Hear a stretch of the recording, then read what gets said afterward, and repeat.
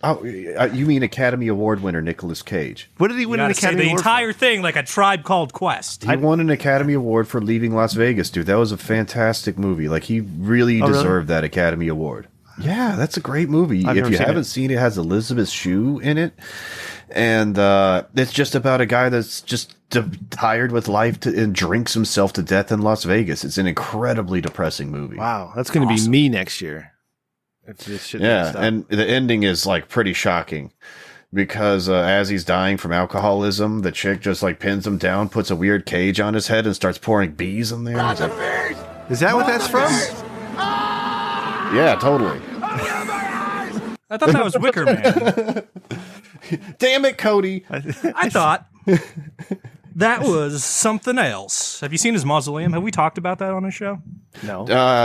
Dude, Nicolas Cage is... I just got done talking a lot about Nicolas Cage, man. He's got a fucking crow. His son was in a black metal band, and his son is named Kal-El. Kal-El. Yeah, I knew that. Yeah. Knocked everything over. He still has the Superman suit from when he was gonna be Superman. Oh, yeah. Does that in his like weird fantasy brain, like, do you think naming his son Kal-El makes Nicolas Cage in his weird fantasy brain Jor-El or like Mr. Smallville dad? No, he thinks he's Brainiac.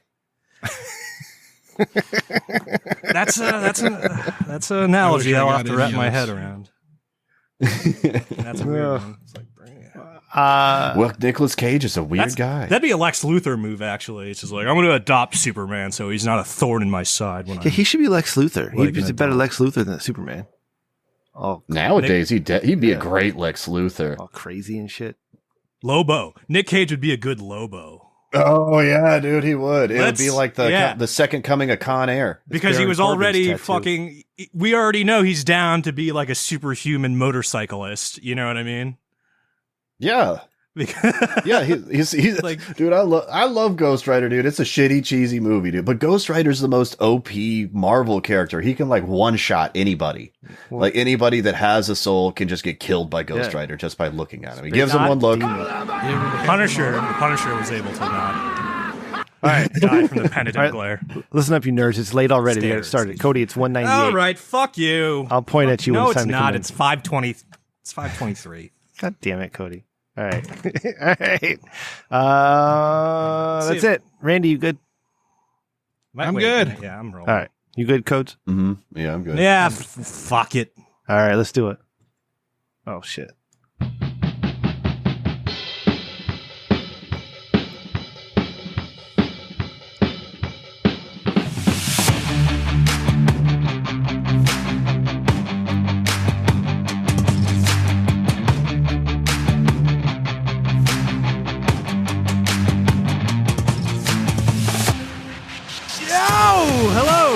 Hello.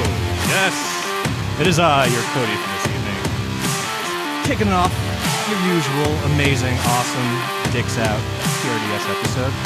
With me today I got what are your names again? You're Rem, I think. Yes, I'm Rem. That one's Randy. Yeah. That's Randy, and I'm pretty sure that's Sir Adam from Houston. Here we are doing things. It's Groundhog's Day. What's up, Cody?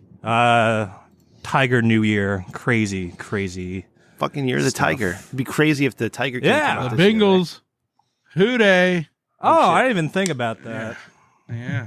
It's prophesized. Win the Super Bowl, baby. Can't wait to hear all about Randy's big weekend away. Yeah, like you had a very like physical weekend, Randy. I've heard. It's Saturday. You weren't doing the physical stuff. You were just witnessing it, which is ideal. The move bar on my Apple Watch went around 7 times Saturday. 7 times. That's a good jerk-off session. Because, we walked like at least 11 city blocks marathon in downtown St. Louis. We is you and your lovely missus. I almost called her fiance. No, my cousin. Yeah, it was me and my cousin. Yeah, he was the one who sprung for the tickets, and it was in his backyard, so we went walking. That's very good. I'll ask you to elaborate on that a little bit later. But Adam from Houston, buddy, esteemed guest. How's it going, my man? I'm great. And it's not because I'm in like amazing performance, or like I'm recovering, and it's just like it feels good just to not have like the fucking sickness I was grappling with all week. You were sick? What you get? Yeah, he drank too much Pog. Yeah, it was a stomach issue though, so definitely not COVID. Wrong droplet output end for me. You didn't tell us you were sick, diagnosis. bud. We would have had plenty of support for you. No, you just wanted to phone it in and have me host the show. You know what I mean? All good. I'll walk off my sickness. Well, if you told me you were sick, I wouldn't ask you. Troubleshoot some technical issues. I was troubleshooting before this fucking show, my body and this goddamn computer, and it was like level 5 troubleshooting too. My shirt was fucking off, man. Well, this is why you get paid the big bucks, bro.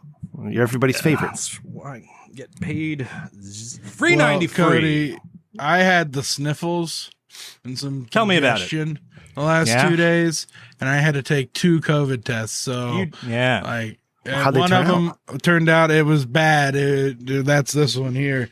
It had expired in December. That's a fly swatter. So, right? Okay, it's in focus. Yeah. Anyway, so that was good. I was sick over the weekend too. What kind of sick from a pop? I got sick from a popcorn kernel. What? You get stuck in your diverticulitis? Yeah. My popcorn kernel got lodged in between my gums and where my wisdom teeth got taken out. That got infected. That infected my jaw. That infected my tonsil. That fucked my whole. That can kill up. You, dude. Oh my god, that's awful. I'm sorry. And it just gave me like the worst part is like I couldn't move my head one way. If I moved it back like this, it would just hurt my neck like a motherfucker. And it gave me like a wicked toothache. Like I could bite down and it didn't hurt. That was fine, but I couldn't rest my head on one side because it just would hurt. Sounds almost as bad as my fucking sniffles. Almost. And it was kind of gross fixing it too, because I was random like, God, why's my fucking tooth hurt? And I had like a picking tool. Like I got a set of dentist picks and I actually found it. Oh my God. And did you use the camera for your ear thing? No, I can just feel it. Okay. Like I don't, I'm kind of a weirdo in that I am not a big fan of like, when it comes to oral hygiene, I'd actually like, it bugs me that you can't really brush your teeth at work. Like people look at you weird if you do something like that. They do, actually. But I have an office, and so I have a set of dental picks for whatever reason. If I'm in my office by myself, I can sit there be fucking with my teeth while I'm programming. I'm just some weirdo programmer. No one thinks anything of it. It's a life. Yeah. Nice. And I got some crazy. I found something nutty while I was uploading an episode yesterday. Rem, I got algorithmed. You got algorithmed? What happened? Yeah, episode 48. Patton Oswalt killed his wife got algorithmed, and we got about on YouTube we got about 100 times more views than we normally get. No shit. Yeah, titles will do wacky that. Fucking algorithm. Our episode called "Dirtiest Porn Ever" has almost 2,000 views. Like 2 seconds. We need to break the algorithm. There was a bunch of comments, and people were like, "Who are these guys? Where did this shit come from?" It was weird. All the comments were positive, which I did. I thought I was living in a fucking fantasy world. I'm like, what the fuck is this?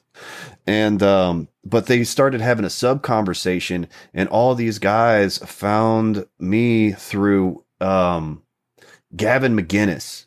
What? Gavin McGinnis had a whole fucking little screed about how Patton Oswalt killed his wife, because I'm like 80% sure that Patton Oswalt killed his wife. Oh, sure. When you say Patton Oswalt killed his wife, do you mean indirectly or like straight smothered her with a pillow while she was in a drug-induced stupor because she had Xanax and other things. Yeah. She had a bunch of shit in her system at the time of her passing. I think I had is it still called a biopic if it's a podcast? I don't know. A biopic I was listening to, but I tried to buy the rights to Walter's story for visual? $50.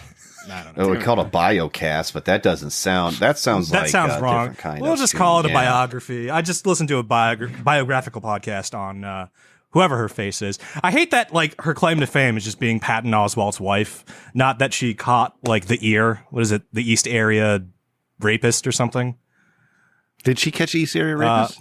I thought she caught the... she was a private investigator. Yeah, she didn't catch him, but she turned over the stones necessary to leading to his fucking capture. Oh shit! She didn't put the pieces together, but she got the puzzle. Zodiac Killer. I don't know about her. No, I wouldn't Zodiac be surprised. Killer Ted Cruz is still out there, and it's about to freeze in Texas again potentially. So he's about to get some plane tickets to the Caribbean. Over here, yeah.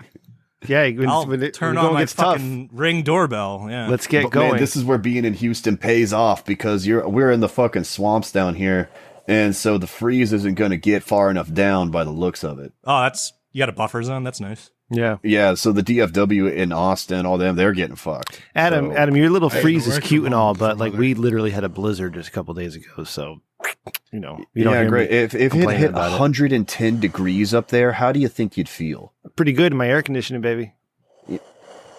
You think your system might get overloaded and you might have weird brownouts and then it might fuck a bunch of shit up? Look, you live in a different climate than I do. Of course, I'm not going to be used to your shit. When you get weather anomalies, it fucks up whoever's not used to it, you fucking Mark.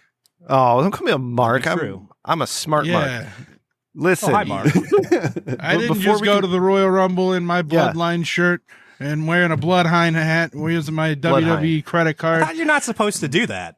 I thought you're intentionally supposed to not wear apparel from the thing you're seeing. Oh, dude, I was totally tripping. For whatever reason, I thought it was a Blood Rain hat. Nope, Bloodline. Are you in night? Usos? Sometimes. Listen, you guys. I remember '99. It was a good year. The Matrix, Fight Club. Oh, Fight Club. I was still rocking Urza's Saga and Magic the Gathering, dude. It's good shit.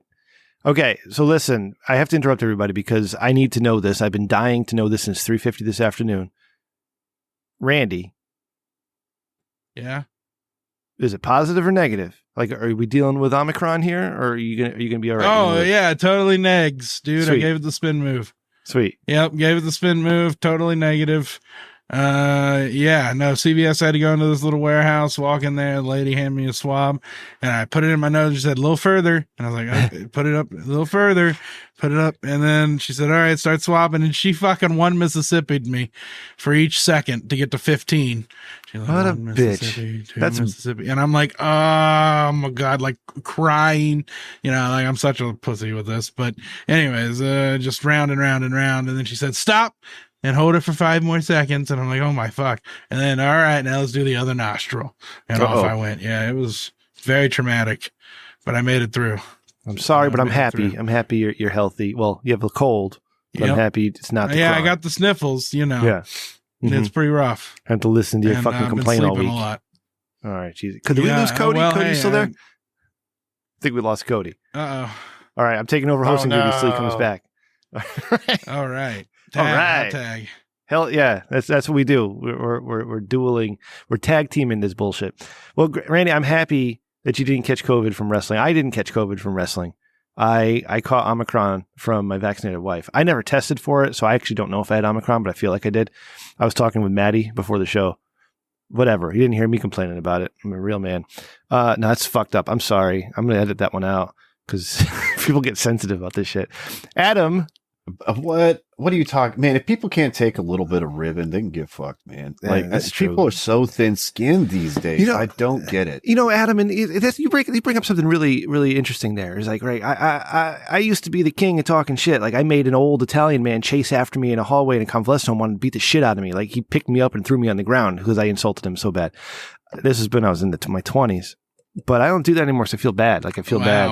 I feel bad talking shit. I could not imagine being small enough to get picked up by an old man. But talking shit is so much fun. What matters is like the spirit of how you do it. Because if you talk shit to people with hate in your heart, then yeah, you're a fucking asshole. Yeah. But if it's constantly joking and this is just like people can tell this is just how you are. You like to talk shit to people, and especially if you put a little bit of creativity and spin and effort into it, people shouldn't be mad. If anything, they should be happy that they're being entertained. Yeah. The only thing that's tragic is like, I remember reading, I can't quite remember where I read this. It's like somewhere around 15% of people literally kind of don't have a sense of humor. Oh, it's way more than that. These days. Well, I'm talking like flat affect, kind of like don't. Yeah. Like, because there are definitely people out there that like cannot, like their brains are wired so they cannot enjoy music. They just get sound. Or they get noise when music is played, and they're just like, their brain does not light up. Not even a little bit. And I will bet my bottom dollar there's a sense of comedy like analog of that, like. Yeah, I've known a few people that like listen to music like it's video game music, like it's literally only for background. Yeah, I have phases where I get like that, but like I can enjoy like a good like 80s rock ballad or power ballad or something like that when the mood comes. I like to play when I'm cooking breakfast on Sundays. I say, "Hey Google, play Sunday morning breakfast jazz," and then Google will play some jazz while I'm cooking breakfast, right? And then my wife will walk in and she'll be like, "What the hell is this shit?" I'm like, "It's jazz, baby. It's jazz smooth." is." And she's like, "Turn it off." All right. It's weird. It's weird. Synthwave works really well for operating a mill. You're like sitting there just cutting at steel. There's something about hearing like the synth techno-y shit and like watching a computer control a machine cut a bunch of stuff. Right. It's like stabbing westward in the Industrial Revolution of music back in 1997. You remember that, Cody? You remember stabbing westward? Absolutely not. Okay. What was the year you just gave? 1987? 1997. 90s. Okay, I was alive. Oh yeah. All younglings. Younglings, yeah. No, I don't remember that. 97. 97 was... Rem, we're going to feel so old because we are not that far apart in age. You're a school older than me. Yeah. But... a school. you're a school older than I am. And imagine this, Rem. When you're like 75, 80, there's not going to be very many people left that exist in the world that remember what it was like before the internet. And every single person is going to ask you what it was like before the internet. Dude, my sister asks me that shit now. Yeah, it's happening right now with 9/11. There's people who are working jobs who weren't even around when 9/11 happened. You know, so what was life like before 9/11? But internet. Also, I imagine it'd be kind of alienating. I still feel like it's kind of alienating. There's a lot of things I do that are kind of like on an analog scale because I think it's more efficient, and like things have become so easy that by not knowing how to do things the hard way, it shuts off a lot of other shortcuts that you wouldn't know otherwise. 100%. Absolutely. Yeah. Yep. You take away my phone, I can't do directions. It's just like, what's a right-hand turn? Well, like, I can't do that. You never used a key map, Cody? We used to have to memorize phone numbers. Fuck, I can't memorize a phone number to save my life anymore. I just fucking threw out a phone book. And it filled up my garbage can. I was so pissed. Like, who uses these fucking things anymore? Yeah, why do they still send them? And then I flashed back to like the days of like looking my friend's like name up in the phone book just to call them. God, I was just like, I can go back. You need the right color pages, and then you need to have the spelling right, and then like, oh look, there's 2,700 like J. Smiths. I have to find like the right one. Dude, or whatever. I love the phone book. I would get, when I was a shitty middle schooler, I would just call up Michael Hunt and just ask for Mike Hunt, and I would do it like once a month. It's my friend's Mike's last name. And I didn't constantly harass these people. It was just consistent. Like I would do it once a month, and eventually they did get really fucking annoyed. And you know, I got like a whole month's entertainment out of one quick phone call. It was good shit. So just to add to the phones. Oh, go ahead, Cody. I'm sorry. As you getting ready to talk. Because like we were talking about like before the internet, like I did like the internet version of that maneuver or just kind of that prank. Yeah. Or caliber of it, because like Yellow Pages doesn't have this service anymore because they found out it was fundamentally flawed. But the Yellow Pages website, like yellowpages.com, you could, like once you found your business that you wanted to call, you could put in your phone number and the website would call your phone and then connect you to the business. Wow. And that was like super fucking cool. And everyone was like, this is amazing. Like, how do I? Oh, so you could like why have isn't like this a around Domino's anymore? called Domino's? And then have them take each other. No, it would be your phone. Well, yes, Randy, that's the reason it's not around anymore. Or people like me would call up like sex boutiques and then put their friend's phone number in. So like they so you could click a button and customer service would call you. Or whatever phone number you plugged into the yellowpages.com. Oh, okay. So like I would just like find strip clubs and put my friend's phone number in it, and they'd be like, who the fuck are you? Like, and then they stopped that fucking perk. I'm the reason. I'm the reason we can't have nice things. It's like the time we put because a bunch people of like me porn like use mailbox. that tool for prank. I don't know about that one. And I'm so old. I can go back to, I think it was about 1990. I had a family up in Maine, right? And I went up to Maine and like, hey, we got to call our friend over, right? And they just dialed 4 numbers. because there's so few people in Maine. They didn't have to dial any of the exchanges. It was 4 numbers. As shit, yeah, man. it freaked me out. I was like, holy shit. On a rotary phone, right? Yeah, well, they had there was a cord on it, and it was one of those early touch tones. Yeah. Because just because of where I live, you know what I mean? You don't see advertisements and cars and trucks from out of state because that's wacky. So like I see like literally the 7-digit numbers everywhere. Yeah. And it weirds me out not seeing the full 10. You don't have to do that. Yeah. You know what I mean? It's just like, I remember what the fuck is this plumber's area code? Like, oh, mine. Okay. Yeah, I guess. I remember when we had to start dialing area codes to just dial our friends, and we had 2 different area codes at the time. Now I think we have 3 or 4. God damn. Hey, Cody, real quick, I just going to plug the website, richdickman.com, for all your Rich Dickman needs. I know we're far into the show, but get there and get your shit, and make sure Adam, I won't do it. You're checking out Adam on Who Gives a Shit. Adam is back in business. Episode 50 is coming out when this one comes out. Yeah. Yeah, Adam, what's... Yeah, extended episode. Oh, boy. What would you call that? A semi-centennial? Yeah. Something. We did this one with Rabbit, and we covered 6 issues, talked about a bunch of fun things. Nicolas Cage, we got off into that. Pete Davidson having AIDS again. Well, Kanye was like, Kanye's still butthurt that Pete Davidson is fucking his ex-wife, so he's like, well, the dude's got AIDS and he's gay. How does anybody fuck Pete Davidson though? Like really, look at the guy. Like, yeah, how are you gonna? Yeah, he looks. Well, that's such a great ninja lie because goofy. It looks so believable. The dude does look like he has full blown AIDS. Yeah, and Fatiglio. And his claim to fame is his dad died in 9/11. Right. Like, goddamn, we can't all get that lucky. And dude, the strangest coincidence happened in that episode. So we randomly were talking about Pete Davidson, and then we started talking about G4 Tech TV and Olivia Munn, and then before everything, we had talked about how John Mulaney was all fucking lame. And then when we went to go look up Olivia Munn again to see how she responded to this shit, like in the middle of everything, Rabbit found a picture of Pete Davidson holding Olivia Munn's new baby with John Mulaney. Oh my God. That's a simulation. It was the weirdest fucking thing. That's a simulation conversion. Yeah, well, no, it's not a simulation.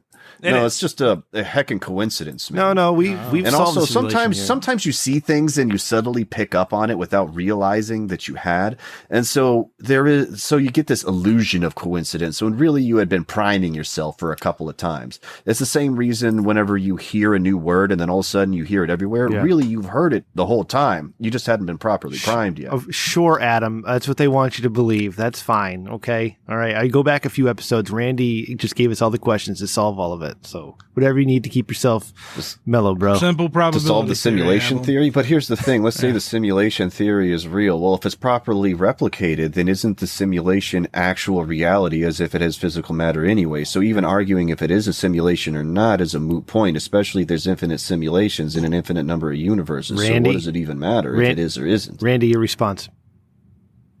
None of it matters. That's the whole point. The only thing that is the only universal constant is pain. Oh, I don't know about that. I mean, there's Planck's constant and the speed of light. Those are constant, Randy. Well, and pain. Yeah. I'm not saying you're wrong. I can go for entropy and chaos. I can say those are pretty constant. For the time being. Yeah, those are good. I like those. I see those on YouTube. Next Stony Curiosity is going to be balling. I need to find some stuff. This Randy, strawberry. How about you stuff? find What happened? What you get? Randy, you're chomping at the bit here. Can you let's expand on your physicality this weekend? Yeah, buddy. Or your witnessed physicality. Well, first, it started when my cousin gave the Uber driver bad directions, and we got. Did you take your Adderall? Wrong way, so we just. Whoa. No.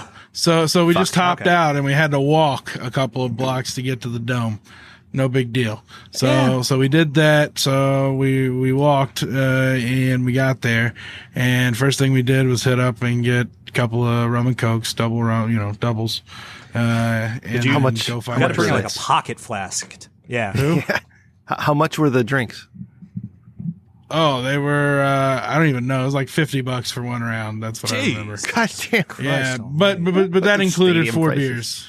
Yeah, and that's still, two drinks. Still though, it's up there. Something like that. I don't know how many beers I got. I got as many as they would let me because I didn't want to have to go back. That was during the Becky Lynch match because my cousin wanted to watch that one. So, anyways, it was cool. The Summer Rae's little cheering crowd was in front of us until she got eliminated, and then they took off. My cousin spilt his beer, so he'd have a reason to talk to her. Wait, how does that get him a reason?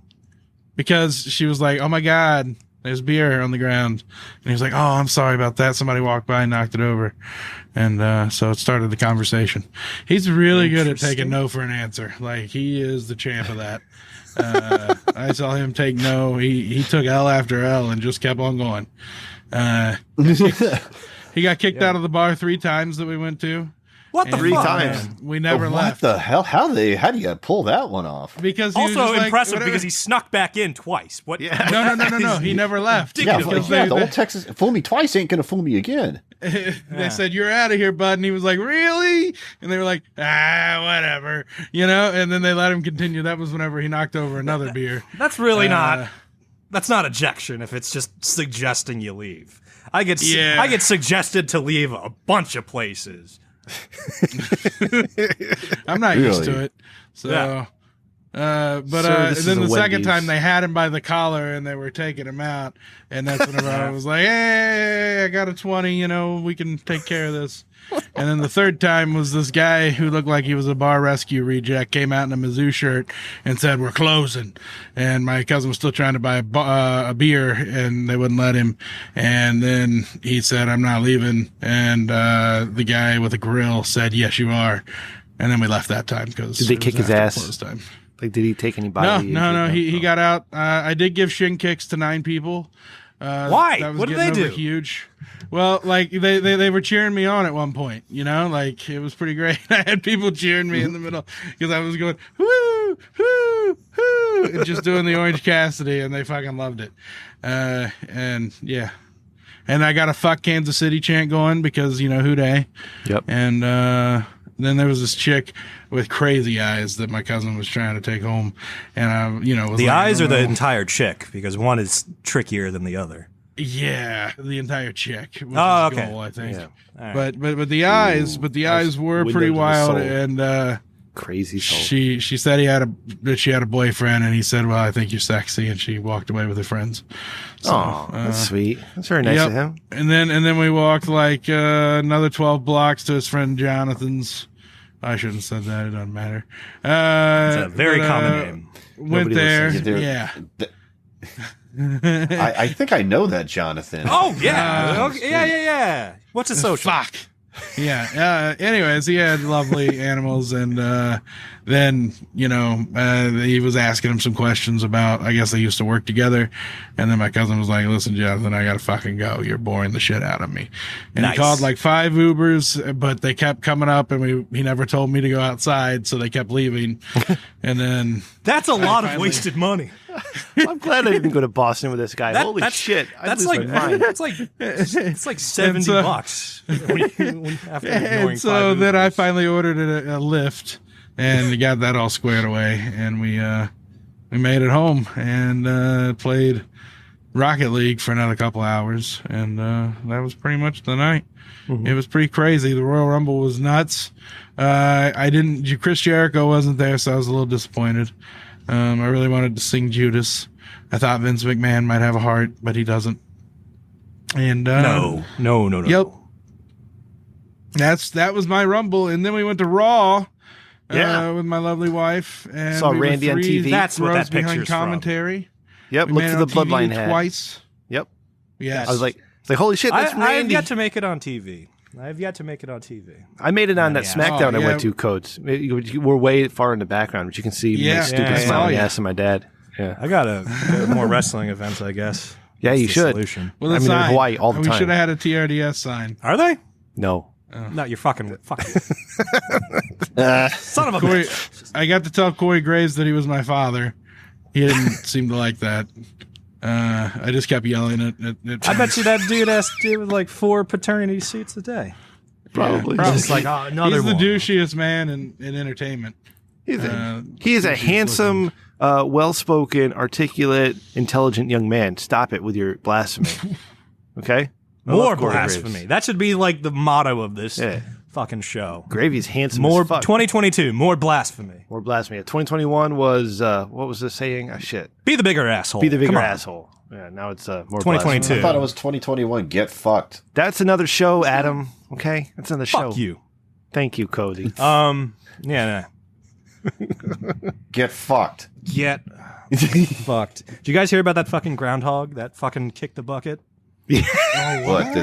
Wait. Did the groundhog that like rewinds Bill Murray back in time get no? The fucking New Jersey groundhog. I don't know. It was like Milltown Mel fucking up and died yesterday before Groundhog's Day, and everyone's taking that as just like, oh, apocalypse is coming. Like, was it COVID? That means? Was it COVID? Is that what that one fucking means? So, how'd they find him dead? Did they take him out to see a shadow and he was dead in their hands, or was he dead in the? No, it was the day before. Like, like I don't know, like what kind of like aquarium they keep groundhogs in? Like they just found him, tits up.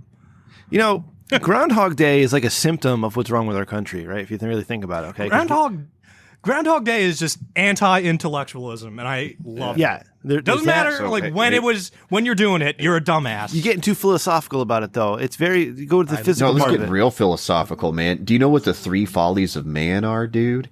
It's Groundhog greed, Day. Tyranny, and superstition. Oh, Groundhog's Day? Yeah. There you go. Superstition, man. Superstition is a motherfucker, dude. I've known so many people that believe the dumbest crap for no reason. They literally don't know why they believe it. They can't place back why they know something. Just watch baseball. And if you don't know why you like that, the worst thing is when you really believe you're right when you're wrong and you can't be convinced otherwise. That's where all the damage comes from. Yeah. Fuck you, Walter.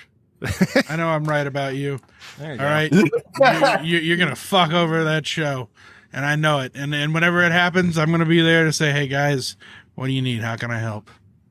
All right. They got renewed with Manscaped. So. Yeah. We're going to let them fall flat. Is it possible, Randy, that you might have just had a bad impression on the guy that it's possible that could happen. You get a bad first impression and it can kind of taint you a bit. But well, it's all the other impressions after that. I've given him opportunities to back off. I've offered to let him fight my uncle in Missouri. All right, like he's not taking. I remember that. Yeah, I offered to go shot for shot with him in a Black Heart challenge, and he refused that. I randomly threatened him one time too. I forget why. I do that. Oh, because he's a Rennie. But you hate him. No, you should join against. No. You should join my. No, that's it. No, I called him a motherfucker because he said that Rennies and Carnies were the same thing, and the people that are actually Rennies will like get super pissed at like the people that make the circuit, like this is their job. They travel the country doing repairs. They get mad when people say that. But really, I like Walter because he sent in a voicemail one time and called me a god genius when I was having a real shitty day at work. And you know what? That actually really helped me get through that day. Aw. So I'm okay with Walter. Yeah. He has a one fucking voicemail. Okay. Yeah. I'm going to start leaving you voicemails every goddamn day. He's one tick above neutral, dude. Like, otherwise I would have a 0, like, as far as, like, the karma scale thing is going, it would be a 0, but he said one nice thing about me because I would leave voicemails in an FHC, and you know what? He had good timing for it, and, I was like, oh, Walter, what a nice guy. So yeah, he's one tick up. And other than that, everything else has been a neutral exchange. No, man, you did kind of come out the gate blasting. What about the Rennie comment? What do you think Ren Fair is? The whole thing is kayfabe. Yeah. Randy, no, I get that. The only thing that's not kayfabe is them taking your money. Yeah, and Walter took a lot of money, right? Because Walter will put his head through a hole and he'll insult people to their face and get tomatoes thrown at him willfully. Like he'll fucking stand there and let people throw tomatoes at him while he's insulting them. All right, you saw the videos. I saw the videos. Randy, what the fuck are you doing? Like it's embarrassing now. Like you're embarrassing the show, bud. Like you come here, and you say the same shit all the time. He didn't keep that money. Dude, the tomato guy at the Texas Renaissance Festival, the biggest Renaissance festival in the country, mind you. The fucking winches at the Ren Fair, the Rennies that live in this tent, they know those tomato guys are making fucking bank. And man, they are like blowjobs galore. There's a lot of STDs. How do you say it? Like well, people are hawking everything. And so people are always trying to get each other's money. So they see a dude with a whole bunch of money. Yeah, they're going to go try to get as much of it as they can. Oh, this is a great segue to simp on OnlyFans, but we're not there yet. Randy, go ahead and address all this. Now, let's get this out of the way because I don't want to do this all show because it's ridiculous. Like, you don't do any, you just say the same shit over and over. Walter brings in out of context clips to make you sound like an asshole. We were talking about fucking groundhogs earlier, Randy, and you just took that fucking steering wheel and was like, this is where the conversation is going. Y'all are having your summit to hash this out. You know, I would, at the same hand, I would not be surprised if Randy was completely right. You never know what happens when money gets involved. People act crazy when money's involved. People start being right when money's involved. It's weird. Like, I don't put anything past anyone when money's involved. I just assume that at any given time they might try to fuck me over. That's how I always operate. Like, and Randy, learned a lot of hard lessons about that. While you're the moment gathering God your thoughts, crapped out the third caveman, there was a conspiracy between them. Yeah, he didn't want to wear a mask. Fucking Randy, what's the fuck? Matt, Jay, and Walter. If you guys are listening to this, you know, the summit right around episode 200 would be fantastic, and that'll be in 2 weeks. This is 198. All right, so right around 200 would be great because we're not building to anything. So it'd be fun to build to that, but whatever. You guys do what you want. Just let us know when we can. Randy, you know who can be the judge? Yeah, who's that? Our special guest. Maddie from Australia? Steven Dickman. Oh. Whoa. What do you think? Steven, if he shows up. That's not even confirmed yet. That's not confirmed. Well, yeah. I'm just saying we confirm it. If we can't get him, we can get Eric Bischoff. I mean, that dude will do it. Wouldn't the audience be the judge anyway? I'm sure you'll hear about it in the voicemails. You know, hey, I'm good to judge whatever. See, there he is. It's a good thing I had him sync up. Thank you, Maddie. Boom. All right. Well, here's what I'm saying is I'm tired. I'm sick and tired. All right. You just need more Adderall. Walter, you want to go? Let's have this summit, your little summit. All right, let's have our chats. You thank me. I apologize. We move on. All right. But I'm sick of you coming at me and expecting me to do work like you do. All right. Not everybody works at the same level, Walter. All right. Just understand that and accept it and move Some of us are on. incompetent, Walter. Yes. Come on. We can only do slightly better than mediocre. That's what that is our tagline, and that is what I aspire to do. It's not just our tagline, it's our job, goddammit, Randy, just right. dig into your feelings and say what you really want to say is, Walter, please stop embarrassing me. Go ahead. No. No. Look, Walter's name's crossed out. I've already beat him in my mind. Okay? Like, I've moved on. Like, Walter is done to me. We'll do this summit, and I'll embarrass maybe him. After a couple of weeks. So it needs to be finished, is what I'm hearing. So what, number one question on everyone's, tongue tips is, what weapon are you challenging Walter to duel with? Will. What? That's a battle of wills, a test of endurance. Come on, this sucks. Going mouth to mouth and eye to eye. Fuck. Yeah. God damn it. Foreskin. Battle of Will. That's how we've solved this. We see who can. No, you're going to play Battleship or a game of Clue and settle it out. Just flip the fucking board of Monopoly over and just be like, fuck you, I'm not going to talk about you or think about you anymore. High stakes cornhole. Now, I'll tell you what, Walter is pretty good at living in your head rent free. I'll tell you that. Yeah. Man, this dude hasn't paid rent in months. I don't think you can evict him because of COVID. You're sucking his dick now. Yeah. Like that's it. What? You're like, no, he's not sucking his dick. Why do you have to make this homosexual? Cody agrees. Okay. My fucking phone is blowing up. Listen, I don't know. You see, Walter, I'm a marketable motherfucker, Walter. What? All right. I see where you go on FetLife, Rem. We're friends. Yeah, hey, leave that off the show. No, you always want to talk about this shit. On the show. No, Rem. Come bring it out. No, there is. I want to get into some. I don't put other people's personal business on blast. All I know is that because we're friends, I see like almost everything you do. I think it's amazing how you found me on Facebook, by the way. Like, you did a lot of searching to find me on Facebook. It's because it's because your phone number's in my phone. That's right. Your phone number's in my phone, and it automatically stars recommending you people whose phone numbers. I forgot about that. Phone, so because I immediately just don't do that. I don't want anybody to know who I am. But technology.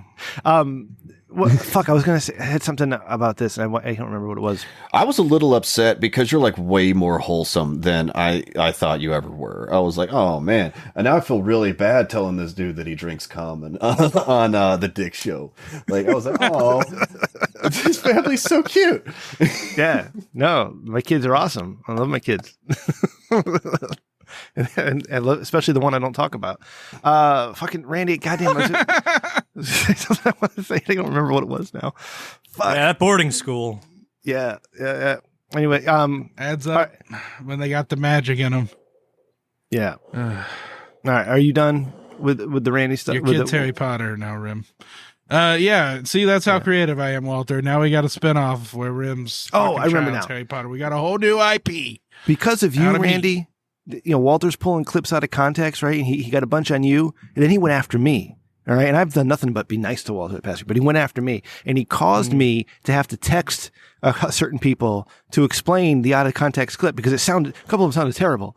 All right. A couple of them sounded just terrible. And it wasn't referencing. You let some shit fly on this on these airwaves, Rem. Yeah. But when they're out of context, they sound like I'm talking about something else.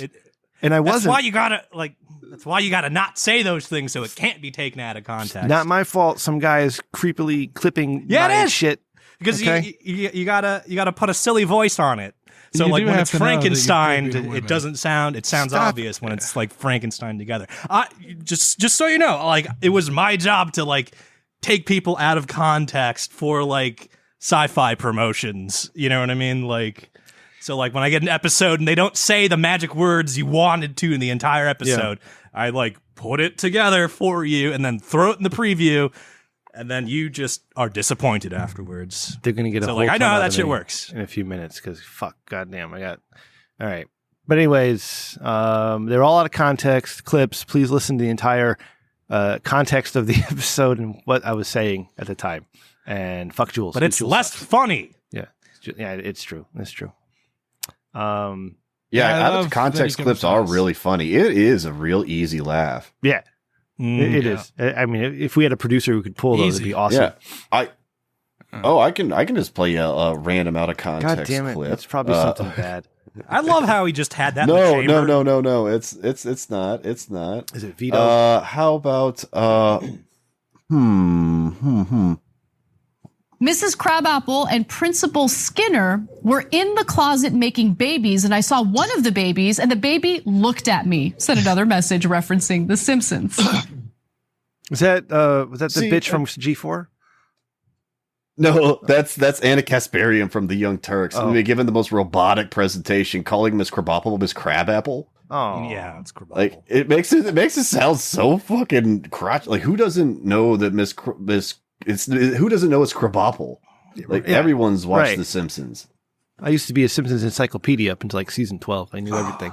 That show was so fucking good. And then like I checked in, it's not bad lately. Yeah, but the thing is like once you're like fucking going that hard. Oh. Hey, look at that. Yep, look at that. Once you're like going for 30 seasons, you start walking in circles, whether you realize it or not. Well, yeah. It also gets stale in your mind. But The Simpsons did everything. I mean, there's a South Park episode about it. And then wasn't there a Family Guy episode about that South Park episode about The Simpsons or something like that? That sounds very Inception-ish, and that sounds plausible, yes. But, every once in a while, The Simpsons still hits it. Like, I watched The Simpsons whenever I could while I was in prison because I had to watch network television. Mm-hmm. That was the only option. And there was one about counterfeit art.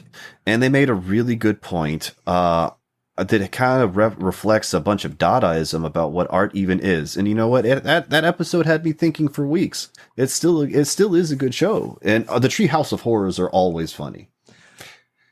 Yeah, because they're allowed to go outside of the timeline. Yeah. That's always good. What fascinates me with The Simpsons is because it's been 30 something years, the backstory, like Marge and Homer met in the 70s and then they met in the 80s. And then they met at a camp in the 90s, and they're all still 40 years old, Yeah. And I appreciate like the gags that Groening, is that how you pronounce his name? I only see it written in credits. Yeah, Matt Groening. Matt Groening, even though it doesn't look like that. Matt Groening has like gags that he tried to like get off that didn't take off that he's trying to like downplay now, just because it's a natural like producer move. And like two of the things that come to mind was Marge. There was supposed to be a revelation where Marge is a bunny person, is like a human like rabbit hybrid. Oh yeah. I have no idea where he was going with that, but like you can definitely see like early sketches where like her hair hid humongous like rabbit ears. And if you've ever played like the old school like Simpsons beat 'em up arcade game, when Marge Simpson takes electric damage, you can see, you know what I mean? Like it does like the whole like, oh, you can see the skeleton gag because it's a cartoon. You can see her bunny ears. Oh no shit. When in that video game, when that was still a gag they were trying to get going. So like they tried really hard putting it in like the show and a video game, and they just couldn't sell it or make it any type of interesting. There was another gag with Krusty. Nobody knew. No. Yeah. And the second gag that comes to mind was it was supposed to be revealed that Homer Simpson moonlights as Krusty the Clown. Right. I saw that recently. Yep. And then and then that never. I guess that would have been just too convoluted. You know what I mean? Just being like, how could Krusty be? You know what I mean? This origin story that, conflicts with Homer's origin story. And then, like, Rem just said, like, how Marge and Homer meet, like, 3 different times over and over again. It was funny when they do the, when Homer goes to clown college and becomes a Krusty clone. When, you could tell right then and there, it's the same animation, just with different hair. And maybe they added some wrinkles. It's the same model. Yeah. It's definitely the same model. And... yeah. But props for making the show that diffuses like the similarity. You know what I mean? Like, oh, Homer. You know what I mean? Like Homer coincidentally looks like Krusty, and they have an escapade, because I always like wondered like why those two fuckers look so close together. It wasn't the mob, like the Tony Montana character. What the fuck is his name? Like coming to kill Krusty. Crap. If you didn't ask, I'd know. Yeah. Damn it. That's kind of buried back like Big there. Lou or something. It'll come to me later in the show. Yeah, when they fought the Yakuza, that was a good episode. Like, they'll kill you 9 times before you hit the ground. But Marge, the little guy didn't do anything yet. That's the best fucking... oh, yeah. He's like, the little guy didn't do anything yet. Like, I remember exactly the little guy in a white suit. Yeah. And he didn't do anything. And then, like, it's just like, I'm not a very confrontational just a bunch of person. crunching. Yeah. I'm not a confrontational person. I don't get into fights. But when there's a little guy that's rolling with big guys, like, he's got something. It's like Judo Master and Peacemaker. You guys got to watch Peacemaker. I'm telling you. I should, but like, I feel like this guy could like... I just don't like John Cena. Kick me over my shoulder. Game of Thrones has my attention. I just don't like him, man. There's something about his jawline that's off-putting. It's amazing. His weird squatty body makes me feel weird. Wish I looked and like how that. much he loves China kind of bothers me. Chinese food's awesome. His social China credit score is high. American Chinese food's awesome. Yeah, we did that last week. We did that bit last week. Cody, if I may, and they use Chinese the food neighborhood pyramid. cats. I need to get into something here because we're talking about models and we're talking about all sorts of things. Okay, and I'm gonna take a lot. I'm gonna take a lot of shit for what I'm about to tell you guys. I'm gonna take a lot of shit, and I expect it, but I think it's important. Okay, because I got my shit clump primed. This is an insidious business. It takes advantage of men with low self-confidence or sex addictions. Okay, it's called OnlyFans. So your viewer fan base. Oh yes. Oh man. So we appeal to the massive, Cody. Yeah. Okay. Very large individuals. Now we've had guests on the show, all right, who have OnlyFans accounts. All right. And they do very well, right? Some of them make their livings off of their OnlyFans and all that stuff, right? And that's great. Fantastic. I love it. Man. It's America, right? You get out there, you make money any way you can, as long as it's legal and consensual, it's fine. Nothing wrong with that. I'm trying to book I'm close to booking a guest for next week. We have to figure out the day. I think it'll be an interesting episode. She's a female bodybuilder who does dominatrix sessions. And I think we got a lot that we can dig into there, right? Yeah. I mean, there's more too. Okay. Yeah. I saw this coming. So now, in order to do my research, I realized there's not much of this lady out on the internet, but she has an OnlyFans. Right. So what I went ahead and I subscribed to her OnlyFans. It was cheap, a couple bucks, right? Have some money. Who cares? Do it for a month, whatever. And then I decided, well, let me check out Sarah Starr's OnlyFans, right? Because we love Sarah Starr, good friend of the show. Let me throw her a couple bucks. She's having a sale. So I joined her OnlyFans. And I'm thinking, this is this looks like Twitter, right? OnlyFans, if you've ever seen OnlyFans, it looks like Twitter. The whole interface looks exactly like Twitter. If you have Twitter's dark theme on, yes, it looks very... If you... Oh, so you know what I'm talking about. I have... Do I? What? Yeah. Yeah. The dark themes are like really similar, but I don't think one is ripping off the other. I just think there's an optimal layout for like there's only so many ways to do this. Yeah. That's the best way. Yeah, there's nothing wrong with it. It's just like it's a weird looking Twitter. That's all. And so when you subscribe to someone's OnlyFans, like a lot of times they'll automate a message, like a direct message to you with a picture. Say, hey, thanks for coming aboard, and here's a picture for you if you want more. Whatever. So I'm sitting here thinking, I'm not going to name the next model because I don't want to. Maybe she realizes who she's going to listen. I don't want to do any of that. So you already know who you are, but I'm not going to name her. Let's call her Abigail. Yeah. I had come across some of her, we've all seen it on Reddit. Someone's leaked OnlyFans. I'm like, oh my God, those videos are pretty hot. That's pretty neat. So let me throw her a few bucks and see what's on her OnlyFans. And I'm expecting to see these videos on there. And then I don't, right? It's only pictures and some clips and nothing of what I've seen involving dildos and penetration, all this other stuff. I'm like, oh shit, this is weird. Yeah. Then I get a direct message from this woman. And she said, hey, how are you? And I said, I'm doing pretty well. How are you? And she's like, I'm doing great, honey. Thanks for joining. And I'm thinking, like, are you real or is this like a bot that's just automated to talk to me? It could be a bot or it could be just like an intern. Yeah, right. But she says, oh no, I'm real. This is totally me. And so she's like, tell me about you. And I'm like, all right, I'm going to play along. I know what's happening. I know exactly what's happening here, but I want to see it happen. And in the meantime, like I'm going back and forth with Sarah Starr. I'm like, Sarah, this OnlyFans thing is really, is this stuff? She's like, I'll get to that. So I'm going back and forth with this model, right? And I'm like, I'm waiting for it. And all of a sudden up it comes, unlock this set of pictures for $19.99. And she's like, hey, I did this just special for you. It's like if I was writing, here's a shiny bikini riding your face, like all that stuff. I'm like, okay, I knew this was coming. So then I messaged Sarah Starr. I'm like, fucking, this is brilliant. This is fucking brilliant. Like she goes and she's talking with these guys and a lot of them probably don't get a ton of attention. Right. And so they feel because they're attracted to the model and they feel like they're getting this weird personal attention.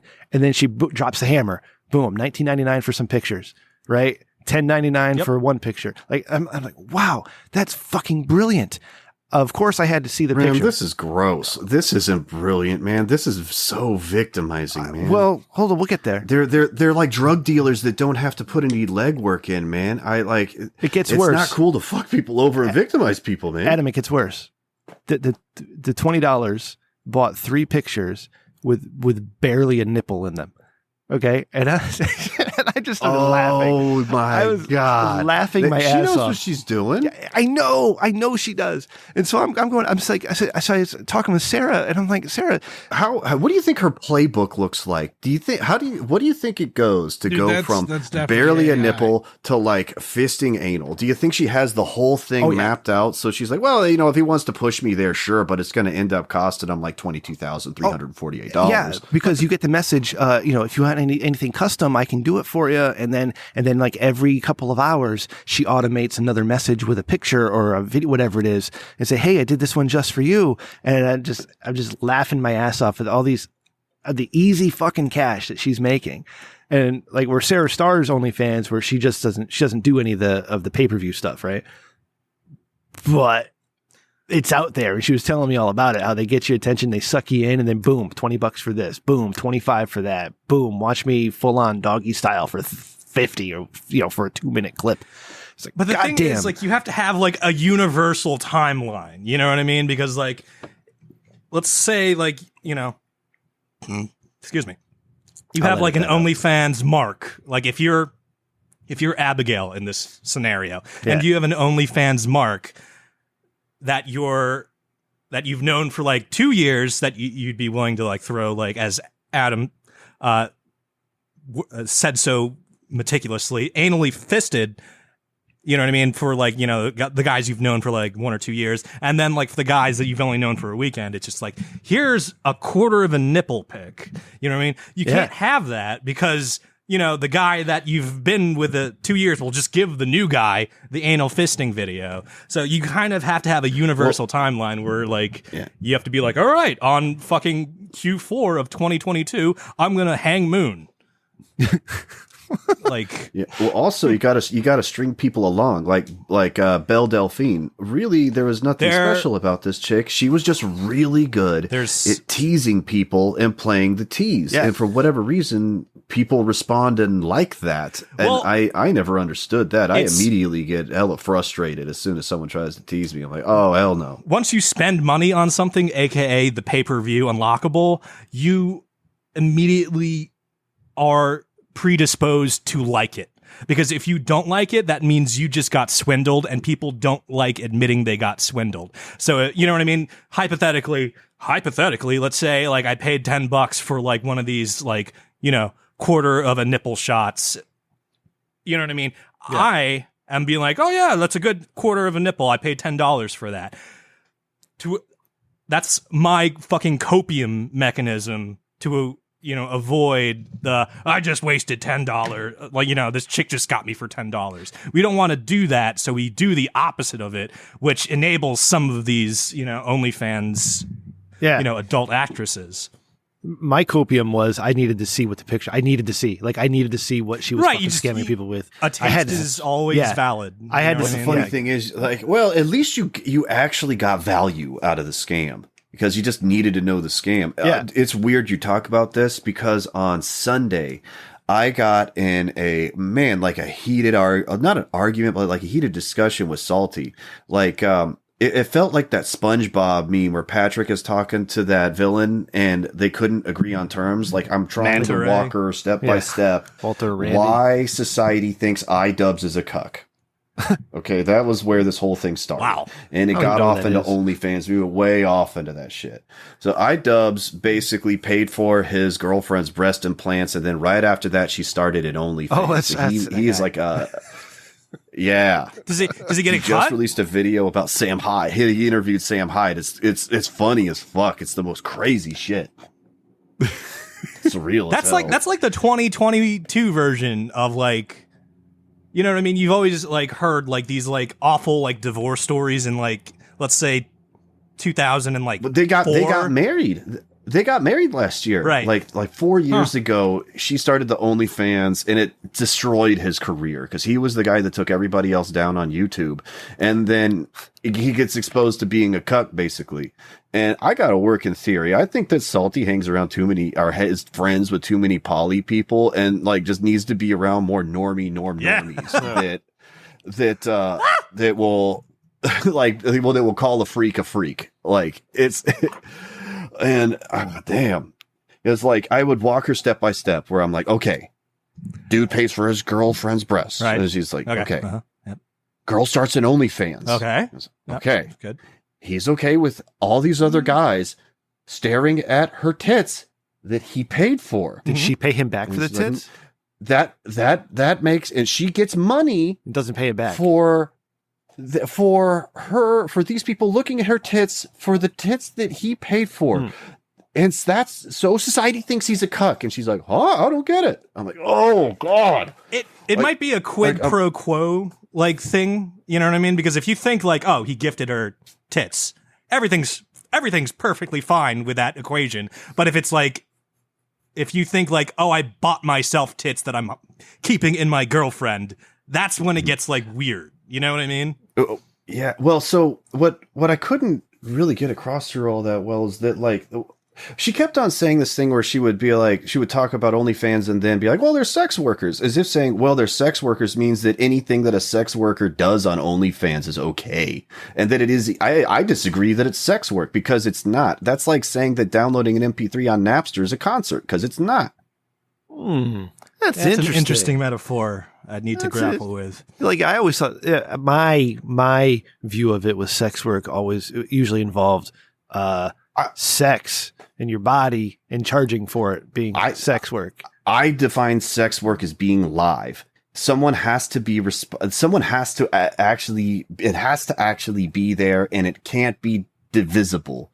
The only exception being like doing something in front of an audience, but that's an incredibly niche thing. Yeah. I knew I should have asked Sarah to come on tonight. That would have been fascinating. You should ask her on Who Gives a Shit.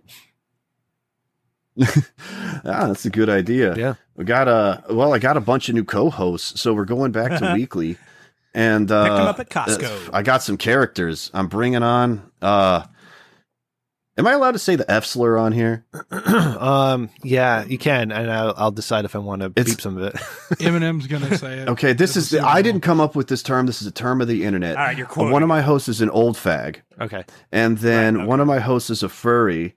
And then the other co-host, lawyer. I don't know how to it's Flo. It's Flo Euphoria, Esquire. Dude. I don't know how you categorize this guy. Esquire. So it looks like it's going to be a good time. That's you can say that F slur because that's an accepted term amongst certain groups. I think Cody, you would know. Internet people, like if you've been around on the internet, you know what it is. Yeah, like Adam isn't being ageist. Adam is just that's the derogatory term for old school. Being old. No, not old. Like there's some. I don't want to say that word, but it's just like there are some old Fs that are fucking like not that old. You know what I mean? They were just there. They were just there before like the internet like figured everything out. Yeah. My cutoff is if you weren't there before Project Chinology, then you're not. When was that? You had to have been there before 07. Okay. That's yeah. So if you're there before Project Chinology, then that's when you can really say it. If you know who the cockmongler is and what the legendary thread looks like, then yeah, you're an old fag. Okay. Well, but now we know. See that, Randy? Always learning stuff on this show. But yeah. So I was asking Sarah, right? And I was thinking to myself, what a huge advantage women have when it comes to making money online, right? Oh my God. Because and I tried to have this conversation with Mars, Hot Drummer News Babe, years ago. And I tried to tell her that, women, if a woman wants sex, she just has to say, I want sex. And there will be a guy to fill her need. There just has to be a guy in earshot. Well, listen. You see, the problem is you're going to get a chump, though. You can get laid, doesn't matter. They got their own issues. Doesn't matter what you get it. And that's the point I'm making. I'm tracking what you're saying. That's the point. All right. Now, if Randy gets on there and says, I want sex, it's silence, right? It's silence. The ladies will be silent and the dudes will make fun of them. Yep, exactly. Yes. Exactly. Let's hypothetically. So, and unless you're like the top 10% of dudes, like you got to be like incredibly gorgeous. If you're a 10.0, you might be able to get away with that. Like but you got to be that as a dude. Like if you're 1 point less than that, you might as well be trash. However, if the Rich Dickman show wanted to go full Dickman, right, into OnlyFans, we'd have to market to people who were attracted to penis, who are also men, who would pay for that. You know what I mean? Like we'd have to market ourselves to gay people because there would be no women who would want to pay for the Rich Dickman show. Or incredibly, or women that tarantula's nest of your butthole, Rem. They'll love it. Come on, it's why tarantula's nest? Why are you telling the people our secrets, Adam? Jesus Christ! Tell you these things. Our secrets. No. Our was the weird. Scrap the Horse Project, Rim. God damn it! Quit bringing it up. It's been scrapped. All right. Randy, it's another sensitive topic. Like there was so much that we could have done past 200. Like I want to change. I want to reformat the show. Right now, I'm thinking of just leaving the internet off the 200. Fuck, I'm being Adam. No, you got to go to 300. I don't. It never started in the first place, Rim. That's the difference. Yeah, I got to get off. 301. 301. But you can't, man. You tasted the forbidden fruit, and you're going to be randomly wondering what's happened on Twitter. You're going to be going like, I wonder what bullshit political opinion Chris O.C. is saying on Twitter. No, I get those in my text messages. I don't need his. Oh God, Twitter for it. My man, he'll wake up and he'll start texting me. Oh, it seems that Mark Meadows did some bullshit, and I'm like, yeah, cool. Is he hanging yet? Like, wake me up when we start hanging people, because I can't wake up. Oh, that'll get it out of context very nicely. Not until September wins. Come on, dude. Oh, you know what I mean. When that wins. Listen, full the context. Bengals are going to win the Super Bowl. Hooday! Did I say that yet? You mentioned something like that. You said fuck Kansas City earlier. Fuck Randy. Kansas City. Now it's fuck Los Angeles. Cody, if I may ask Randy a question. Randy, you're so excited. Your Bengals are in the Super Bowl. It's been since 1988. The Bengals have sucked ever since Before I was born. I read that. Yeah. First you weren't time even in my born. lifetime. First time in your lifetime. Now, are you just thrilled to be there? And like, if they lose, oh, well, we were there. Or are you going to be devastated when they lose? You're in the history books either way. Yeah. Yeah, I'm just thrilled to be there. Okay. But I really want to see them win. I really want to see them win, but I just hope honestly, everybody has fun. I just hope Joe Burrows doesn't get hurt. I like Carson Palmer did. Yeah. Because that ruined a whole season. I'm happy. I'm happy and my friends are happy. The NFL is just such a monster of a fucking industry that I have difficulty like wrapping my head around the monetary exchanges that are going like behind and for everything. Like it could be wrong, but I remember reading like some kind of factoid that like some of the like the highest like grossing like investors and traders of like securities and the stock market play their next few fiscal quarters depending on who goes to like the Super Bowl.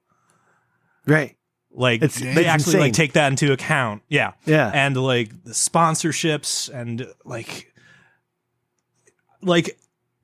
I want everyone to like look at all of like the staff, not the audience, but like the staff during the Super Bowl. And like those guys are fucking making bank. You know what I mean? Doing their Super Bowl job. The NFL building stadiums. Yeah. Right. And like stadiums. That's the biggest crock of like, shit. Stadiums get made with a snap stadiums. of a finger. And it's just like, what the fuck? Yep. So stupid. It's just like all those people are getting paid to be there, like, you know what I mean? And it's just like so wacky that like this money's going around. And then like you hear like that factoid again. Like the last time I heard this factoid, it was like fucking like 1990 something that like a minute runtime of commercial during the Super Bowl is like $1.2 million or something like that. I'm sure that's gone up like, like 20 stupidly. Times. Yeah. Yeah. It's crazy now. Maddie looks like he's beaten off. Goddamn, there's like this entire. It's sad. The Super Bowl commercials suck now. Yeah, like it's so sad. I've skipped the last few. It's just like 2014 is when they all got Huggy Monkey Baby killed it. Huggy Monkey Baby killed it. Do you remember? It was but the they're Patriots. Gonna let Eminem do Rap God, and it's they're not, Randy. They're not going to do that. He's gonna say 3 words and say "fuck Trump" and everyone's going to cheer. Like that's what he does now. Like nobody's cool anymore. Nobody does the edgy shit they used to do that got him famous because it's too dangerous. But in 2014. Patriots versus the Seahawks. I had Fit and I went to my parents' house because my dad had like a 70-something inch television and neither of us did at that time. Those are good. Yeah, it was nice. So we sat at my parents' basement. It was me, Fit, and my dad for a little bit, and he went to bed, and my mom was hanging out, and she went to bed. So just me and Fit hanging out at my parents' house, and we're like, what the fuck, 24? We're 33, 34 years old. Anyways, we looked at each other about halfway through the game, like, these commercials fucking suck. Like, I feel horrible to be alive. I feel bad about being a human watching these commercials. Because that was the year they had Throw Like a Girl, right? And they had all this other bullshit. Like, there's these fucking, they tried to bring you to tears for these emotional commercials. There's all this weird social justice shit. And it's like, come on, this isn't selling me Doritos. Like, I want to go fucking kill myself. I don't want to eat Doritos anymore. This is terrible. These are awful commercials. That's the weird thing. Like, I don't feel like soliciting the service or product of Super Bowl commercials. Right. You know what I mean? Like, the expectation is almost like, I want to say SNL that doesn't suck. Because literally, like, the commercial breaks are sketch comedy nowadays. Yeah.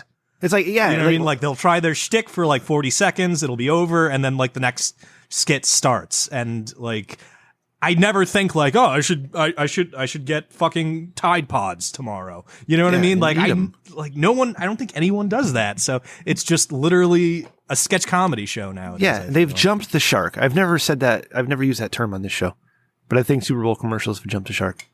Yep. God, I said it. Yeah, really the only commercial that's worth it is the newest big budget movie trailer. Yeah. Yeah. To see what's coming up. That's good. You know, the Marvel trailers. Sometimes when they get like meta, it's interesting because you had like, I can't remember what year it was, maybe like 3 years ago, that like Old Spice is owned by Unilever, which also has like some detergent, and they made like a commercial that you felt like was a detergent commercial, and then Terry Crews like, you know, knocks down a wall with his like jet ski. He's the best. He's like, buy Old Spice. And then like it would transition to the next commercial and he'd do the same like shit again. Like, oh, buy Werther's Original Candy. And it's like, you thought this commercial was over, didn't you? Like, that was great. That was amazing because like they bought multiple, you can buy multiple time slots and like have one commercial run long if you own both time spots, which was great. Human being. And I think, he's the best of us. Twix did a live commercial. Did they? Yeah, they did a live commercial, and they were just like, what could go wrong? That was their shtick. They did a live commercial with ballsy, and it's like, what could go wrong? And they literally have everything purposefully go wrong throughout the entire commercial. You see like some guy like fall off like the light scaffolding in the background. That was really good because it's just like, oh, that's ballsy. Something could go wrong. And they're just like, everything's going wrong. Sorry, I'm a promotion guy going off on fucking it's out of great, the box Cody. Marketing right now. Love it. I love. But aside from like, Cody. you know, out of the box gimmicks like that, like it's sketch comedy that's going the way of SNL, where it's just like that wasn't good, and I didn't get the message. Nope, it's terrible. Pete Davidson sucks. That fucking sucks. Yeah. So the internet sucks. Who cares if his dad died? I'm out of here. Yeah, I don't give a shit. Come on, dude. Yeah, like I knew a guy, right? He's not my friend or anything, but I knew. So it's like, not that special. It's awful. God bless those people, all right, and everything they've had to go through. What a terrible thing. God, we're like 20 years after that right now. I really want to make a January 6th joke, but I know I shouldn't. Okay. Cody. Well, since you're hosting tonight, I mean, do you want to read the Thinking with Your Dickman, or do you want like me or Randy or Adam to do it? You guys would fuck it up. Okay. So you ready? Do we have a bumper or something? Someone do it. I don't know. There we go. You want segments? We've got segments. I hate that I hold my jokes back. I want to change that after 200. Thinking with Your Dickman. Fuck everybody. Fuck you. That's a funny joke. Anyways. I do hate that when you like chamber a joke and then you like pull the trigger and the joke is just gone. Like, I had something in there. Then, you know, somebody takes the wrong way and says, oh my God, I can't believe you think that way. It's like, fuck you, it's a joke. Shut the fuck up. God damn it. Anyways. So you gotta have, you gotta sling the silly voices, Rem. You can't be taken out of context. People know when you're joking. Life just gets better when you can sling silly voices. All right. 9/11 was the worst tragedy in our nation until January 6th came along. Not silly enough. No, not until Canadian truckers chased off Justin Trudeau. Honk, honk. That's the real 9/11. Honk, honk, honk, baby. Honk, honk. Omicron. You got to do shit like that. 90% of truckers are vaccinated. Like, that's such a small. That's not what they're protesting. They're protesting the mandates. It's not even about that. Yeah. This is to the point where it's like, all right, Omicron's over. All right, everybody, as a society, we've agreed. We're packing it in. We're going home. We're going back to work. It's over. Anybody that's in the government that's their little rules lawyers, that's putting out their hall monitors, that's being a little dick, we're shoving you in lockers. Yeah, game over. And if announcement done. If I may get serious for a moment here, this is actually like a real story that happened today in my life and my kids' life, right? And everybody has their own opinions. I think I'm not saying you're right or wrong. I'm not going to get into that. What I am going to get into is that my son was part of a program.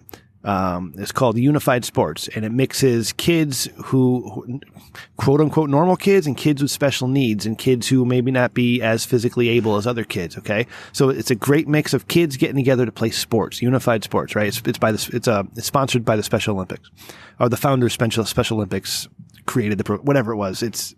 It's very important to these kids. That's what I'm saying, right? And my son, when he was in, what did he get there? 5th grade, he joined Unified Sports, right? And my son, at that time, he was a little shorter, a little overweight. You know, he didn't have very much muscle tone, right? It's a problem we've had. And so he joined Unified Sports and he started playing sports with kids, right? And he was part of a team, right? And they went out and they had games. And none of them meant anything and everybody was a winner and all that stuff, but it made him feel good. And it also got him more active, right? And little movement will, right. do wonders for you. And with getting active, it got him into the habit of getting more active outside of Unified Sports, right? So as my son got older, he slimmed up, he got taller, and he's a lot more physically able now. So not to sound weird, but I agree. Like, yes. It's been a fantastic program. I subscribe to his YouTube channel. See, the 2 years he's been doing it. Back Rem up. Thank you. So when COVID hit, right, they canceled, because that was March of 20. So they canceled the program right away, right? So he did half a year and then they canceled it. And then the next year they didn't do it at all. All right. So he had like a year and a half of not doing the Unified Sports Program, and he missed it because he really liked it. Like, he got an award that last year he did it in full. They brought it back this year.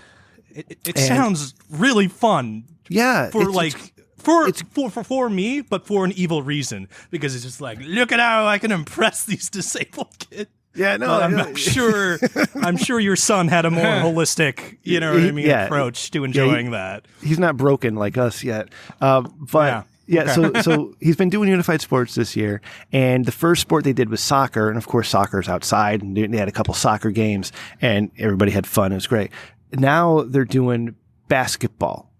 All right, I picked him up from school one day afterwards, after the program, after school, and he has his mask on, his face is all red, and he's all sweating, and he's like, he's out of breath. I'm like, bud, what's up? And he's like, no, we were just playing basketball. I'm like, did you have to play basketball with your mask on? And he's like, yeah. And I tried taking it off to take a breath, even, across the gym away from everybody. And I'm getting yelled at.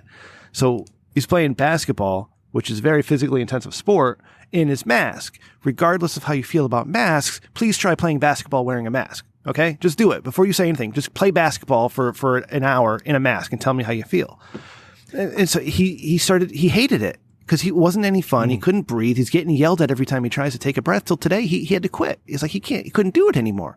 So he had to quit this program because apparently if he plays basketball without a mask, he's going to infect somebody else and everybody's going to die. Like, what the fuck are we even doing anymore? So yes, Adam, back to your point. Let's get over it. And let's get our kids back to normal, please. Please, dear God, let's get the kids back to normal. I don't even care about the kids. I'm just tired of people complaining kids. And then having their complaints entertained. I'm tired. Sometimes people need to just get a 5 across the eyes and told to shut the fuck up.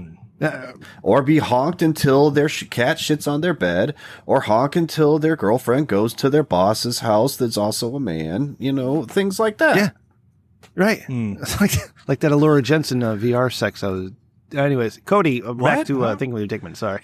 Yeah, we fucking Chase Hammock the shit out of that one. Do you want to play the bumper again? No, go for Greetings, it. Boys. I am desperate in need of your service. I'm really feeling down at work, and I think I need a career change. I work as a machinist, where I do okay. Ooh. I was going to say, like, Adam, are you fucking with me right now? I work as a machinist where I do okay, but don't have a significant amount of job satisfaction. I decided to take a test that gives me the best profession matches to my personality type. But since I'm cheap and use the free version, I didn't get access to the full results.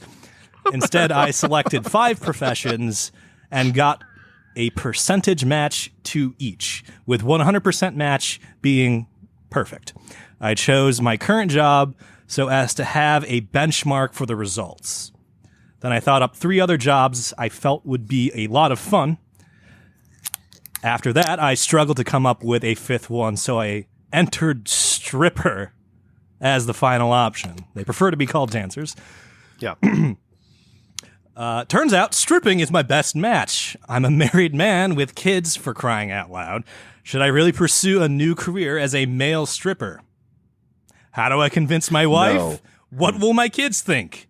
I'm a complete loss and need your effervescent guidance. Please and thanks. This is like old school Thinking with Your Dickman. I love this. Okay. All right, Adam, you said no. Effervescent. That's not one you hear very often. I double take on that word. Yeah. Carbonated. Yeah. So bubbly. Okay. I double taked on that one. So first off, here's the problem. You need to do something that'll get you money, and being a machinist will get you money. I can tell you what your problem is. It's not finding a new profession. It's finding a new job. ABC. Always be finding a better job. So That's really it. I've known a lot of people that are in the trade that don't like it, but that's because they work for a shit company where they're just a button monkey. Like, they're not getting challenged. They don't have to do anything. If he's a good machinist, this is what I would say to do. Really dive into the craft and get to the point where you can really understand a good body of knowledge and go work at a job shop where every single part you make is unique. All the problems that you solve are different. It makes it so that it's challenging and you'll get more money. Mm-hmm. Like, you could try to do some creative endeavor and strip, but you're going to do that from an internet search based on your personality. Yeah. Internet doesn't know much about you. And the thing if is, anything, you should go to a close personal friend, pick up a hobby on the side that you might want to try to make money on and go into a profession later. Search history. Being a machinist is badass. It's a valuable profession that no one can take from you. No matter what anybody says, no one can tell you that what you did wasn't valuable because you can see a physical object that was made. I don't understand why you wouldn't enjoy being a machinist. Yeah. All right. After, like, Cody? Sorry to interject, but, like, just being after, like, maybe, like, you know, let's say the better part of a decade of being an editor, I did feel like a loss of not seeing physicality, a physicality yield, such like Adam was saying. Like, you know what I mean? If you're a machinist, you can point at something at the end of the day and be like, I did that. You know what I mean? Yeah, as an editor, it's just like, I did a thing, it's gone now. You know, I still got paid for it, but, like, I don't have a pile of shit that I can point at and be like, I did that. The best I can do is, like, you know, make a portfolio. Right. Yeah, I can do things like this. Let me post this in. It's an audio podcast. Live show chat. It's an audio podcast, so make sure you're describing. I know what you're doing here. Yeah. Is it something? So is something mean? What this? No, it's not something mean. It's a custom job that I did, Okay. and what I did was, I had to take an old set of fixtures to hold apart that had been sitting in a corner for 10 years. And these are tiny little things, and I had to retrofit them to fit on a gigantic chuck on an old lathe made in the 60s, like a grandpa's Did you use a lathe. CNC machine? And so this is a manual machine, but I'm using a CNC machine, but I'm using it like it is a manual machine. Like, this really pushed my body of knowledge of what I could do, because my room for error is very, very small. I got about maybe 2/1000ths of an inch, less than a human hair that I had to play with. Less than a country. And so, but this is all just to make one part. And, like, it's kind of messed up. So, but sense of pride. Damn it! Actually, my file is my file is too powerful. Okay. Actually, I'll have to. We'll have Randy fix that. But now the stuff that I did, like, literally when I get done, you know, I came home. I was like, hey, the people ask, hey, how's your day? And I go, hey, just pull up my phone and go, hey, I did this. I like that. What the fuck is that? I like that. Nice. Randy, first, number one, I need you to talk to the interns. I think it was Jason. There's no name attached to this, so we're not going to give proper credit to the person who took the time to write this Thinking with Your Dickman. As a professional advice giver for the last 10 years, Adam, I don't know if you knew that. It's been 10 years since I've been doing this shit. Damn. Yeah. Here's the thing. All right, Adam is perfectly correct in that you need to make money, right? You have a wife and kids, you have family, right? So you need to make money. So the stripping you're going to want to do part-time or on the side. And you have two options. Moonlight. Number one, if you have a good body and you can get with like the Chippendales type of company or the Thunder from Down Under, Maddie, you know how we're all equal? Well, we're not all equal when it comes to men, because if you don't look like Thunder from Down Under, you're not going to be a male stripper with them. Okay, you got to look like that. Maddie's taking his pills. You got to look like that. His penis pills. Yeah, and the other one is what we talked about earlier, and starting your own OnlyFans. And I hope you have an open mind.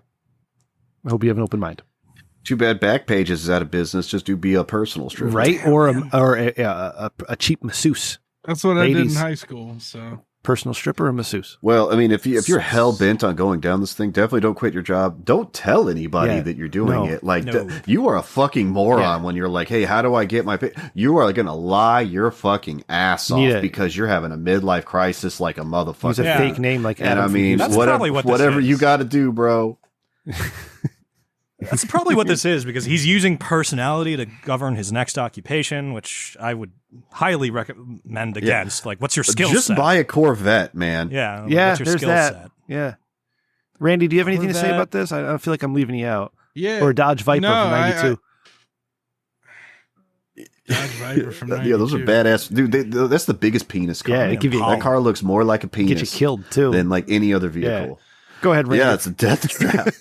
Yeah, no, I would say I stripped in high school. That's how I paid for my first car.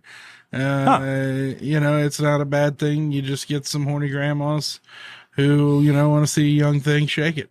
Yeah. And I always did the master cylinder. It's where you shove your cock and balls into a monster can and tie it with a string around your waist, and you just go master cylinder in their face. And everyone enjoys it. Is this a true I'm story? sure they love that. What's that? Is this a true story? Or is this wrestling? Like, No. What's No, happening? no. Is this for real? This is my origin story. Yeah, I always. You were a my male grandma stripper in always high made me school? Put it under cake baking. Cake baking is what I was my. Wait, was your comfort grandmother zone. your pimp? Are we discovering something here? Like, what the fuck? He's like, he's using like industry terminology for male He stripping. grabbed his grandma's keys to the Chevy Lumina and did his nightcaps at the strip club, I and had then a put the fucking master Toyota cylinder with the Corolla monster that I paid can. for my goddamn self. Okay, with my mom's social security check. Like, all right, by himself. I paid for it with someone else's money. Okay, Yeah, she was dead, so it's his. The death benefit. that she got from the government. That they got from. So basically, y'all paid for It it. was like her mother bought it from Exactly. heaven. I paid for it. Or a his little mother, bit. yeah.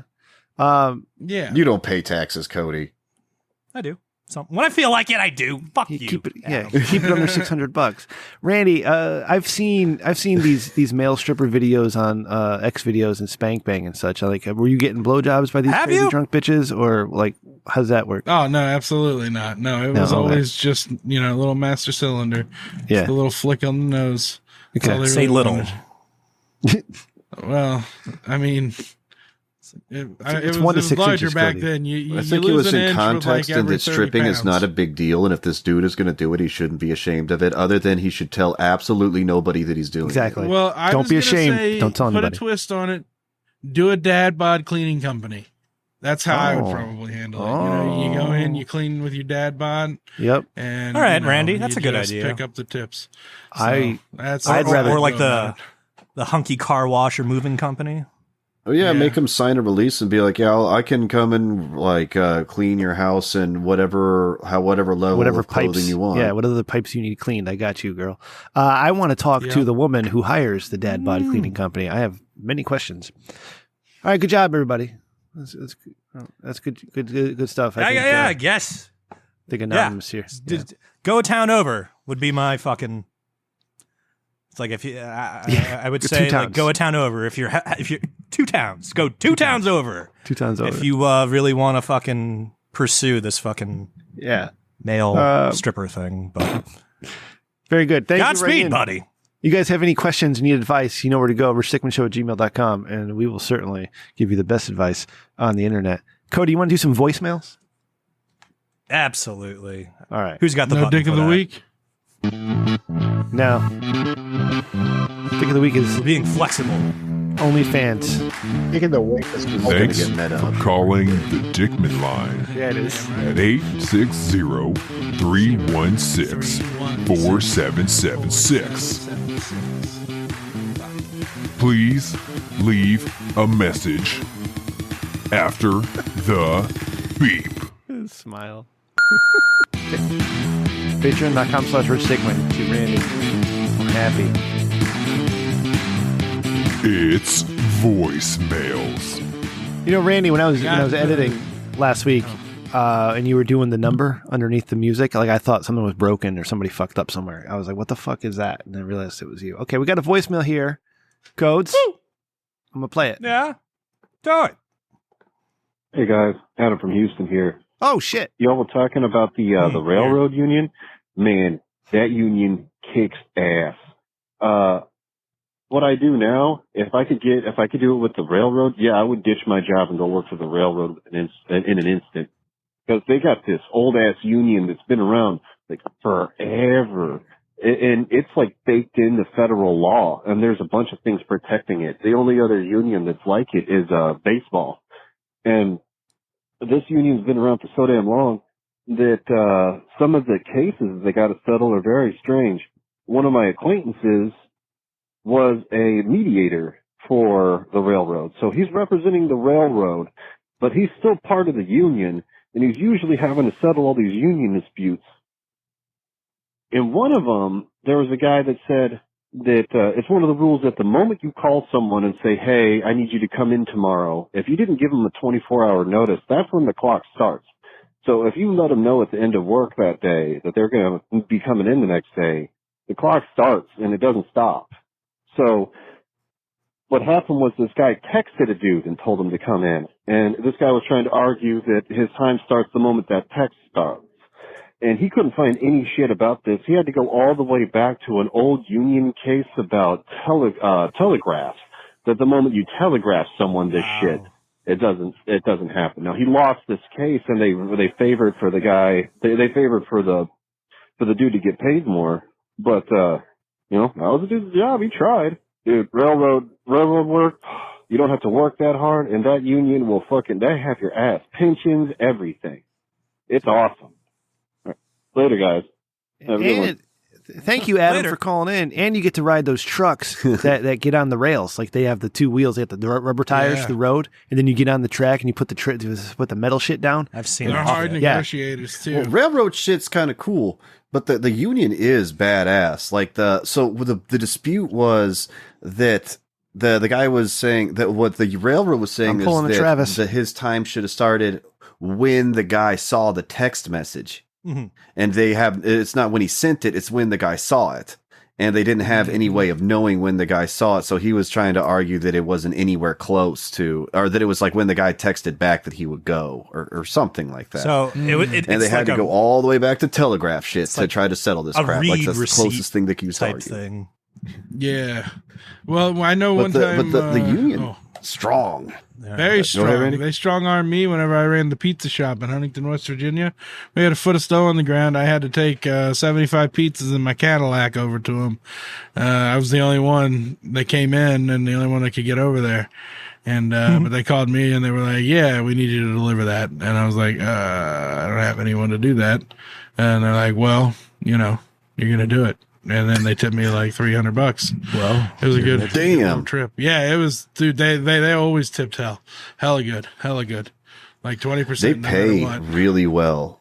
I think from like when I first started machining, if I would have been able to get a job in the railroad, they paid like $31 an hour for what I do, plus pension and benefits, everything. It's one of those like weird sleeper jobs that is very, what's the word I want to use, like way more valuable than you would think. Yeah, way more like affluent. Not that that's undeserved, but like it you gotta like know somebody to get in. Right, it's real good old boy systems. Because like Long Island has like this fucking monopoly to get off the island on quote unquote rails, aka not using your car to get off the island. And there's only one fucking company, and they are fucking hard asses. Like they have like placards everywhere. It's just like, if you assault a fucking ticket puncher, we can throw you in jail for 7 years. And it's just like, it's the Railroad Commission that grants permissions to drill an oil well. Wow.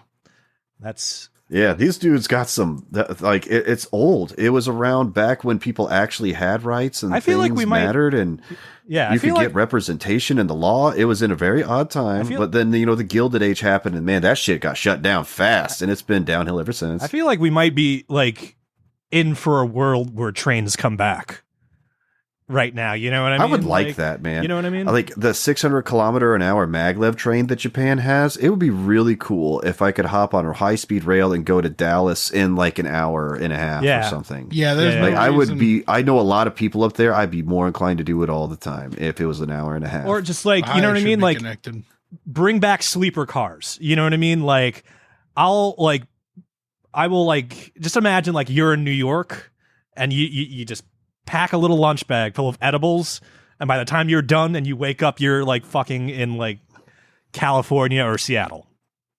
Yeah, they just give you Wi-Fi, and you're just going to be fucking around on your iPad anyway, and you can sit there and just curl up in a train car.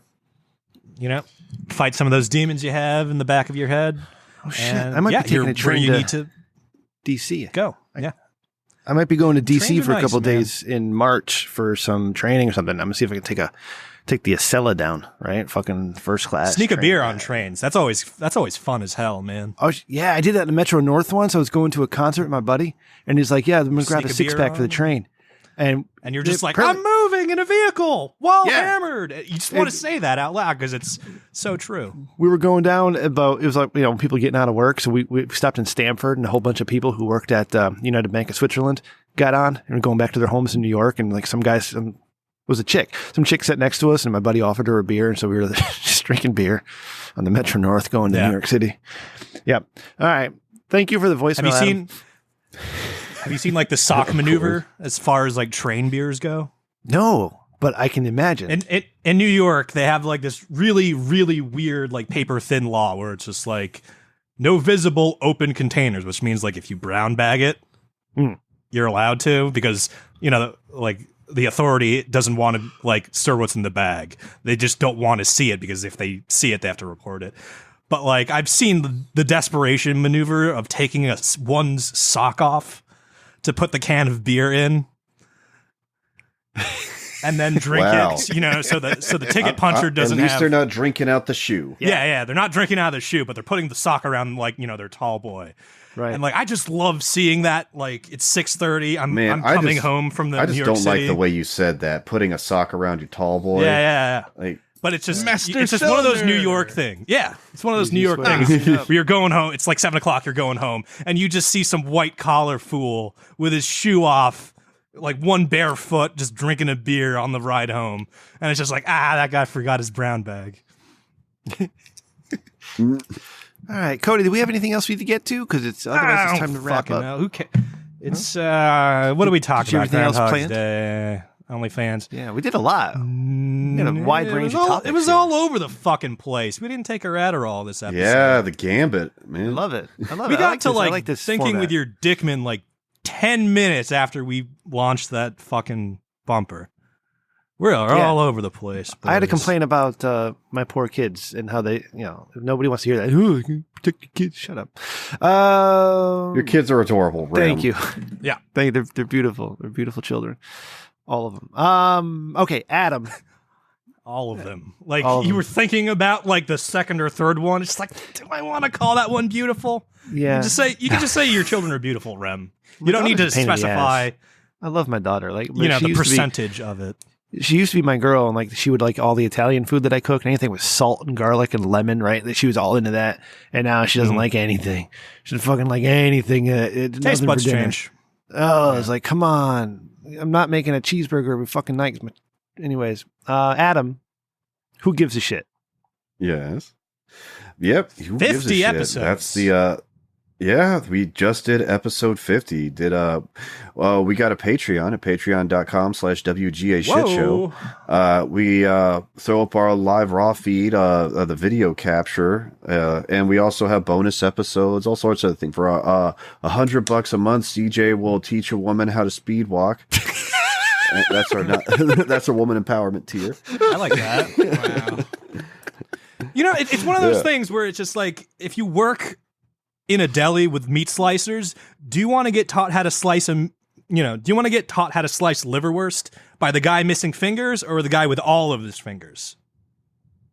You know what I mean? You want to get taught by the one guy that's missing fingers because he has a story of something to not do. Right. I feel like that's the same thing. He learned his lesson at some point. Yeah, that's what I'm saying. I feel like CJ must have like power walked so hard he just broke all the tendons. You know what I mean? Waist down. And now he's like he's got to teach. Cody. When we were in St. Louis, we met. He's kind of a retelling of an old In Living Color thing, man. He was speed walking so hard, but then his arch nemesis came with the cripple mite, and there it is. It's like Mozart. Was that him? Mozart? Was he the deaf guy? Yeah. Best fucking symphonies ever. So like, why not CJ can be like, the most bestial fucking power walker, that God has ever minted. So I was given a very succinct description of my podcast. He said it was for a very niche group. It's for people that want to know that what's going on in the world but don't care. Yeah, it's right. They're right. They're perfectly, absolutely right. That's your podcast. Yeah. Yeah, and because all we do is talk shit about these people that spurg out about dumb shit too much. Talk about the dumb stuff that dumb people are talking about and why they're dumb. And then we talk about the even dumber people that are talking about the dumb people on Reddit. And that's just the bottom of the barrel. And the things that people say, it just never ceases to be entertaining and hilarious. Yeah, it's awesome. Thank you, Adam. I'm Randy, I know you hold your thought. We'll get to you in a second. I see you itching it, but I want to say, Chamber Adam. 50 episodes. It's a big deal, man. Congratulations to you and CJ and all your new co-hosts. All right. I look forward to hearing from Flo Euphoria Esquire once a month. And forward the regards. Keep up. Part of the grill. Yeah. Part of the grill. Check out Who Gives a Shit with Adam and Cripple Jesus and his various rotating rogues gallery of co-hosts. It's going to be awesome. Can't wait. It is exactly as he said. It's like wanting to know what's going on but not caring. Randy, what were you trying to say? I'm sorry, but. Oh, there was this teacher we met. He teaches 8th grade, learning disabled kids. And I asked him if he knew Crippled Jesus, and he said no. But he had an awesome Jerry Curl mullet. That's like when you find fantastic. 2 people, that's like when you find somebody from like Germany and you know another person from Germany, like, oh, do you know each other? Oh, do you know Hans? I tell my wife, like, yeah, but here's the deal. Black people in the hood, this actually happens all the time. Yeah, but it's not like a country. One dude from the hood knows another, but they know all these other people from, it's like they're always like 1 or 2 steps removed from literally anyone. It's really bizarre to see. Yeah, that's a neighborhood though, not an entire fucking like. No, when I say the hood, I'm not talking about a neighbor. I'm talking like a ward. Like people from 5th Ward are like 2 steps away from like everybody in 5th Ward, where they know someone's auntie that knows the dude that sold him weed when he was in high school. Is that a prison reference? Nice. You and your wards? Yeah. But no, this is a Houston reference. There's 5 wards. I used to live in the 3rd like ward. New Orleans. Boroughs? I got you. Okay. Yeah. We don't have that here in Connecticut. We're too small. Used to hang out in the Bloody Nickel. It's a good time. When Cripple Jesus, when sometimes he'll call me or he'll text me, right? And I'm talking to Cripple Jesus. My wife wants something. I'm like, hold on, woman. Cripple Jesus is on the phone, and I say, she's like, what? I say, it's Cripple Jesus. Don't you know who fucking Cripple Jesus is? I love Cripple Jesus. One of my favorite people.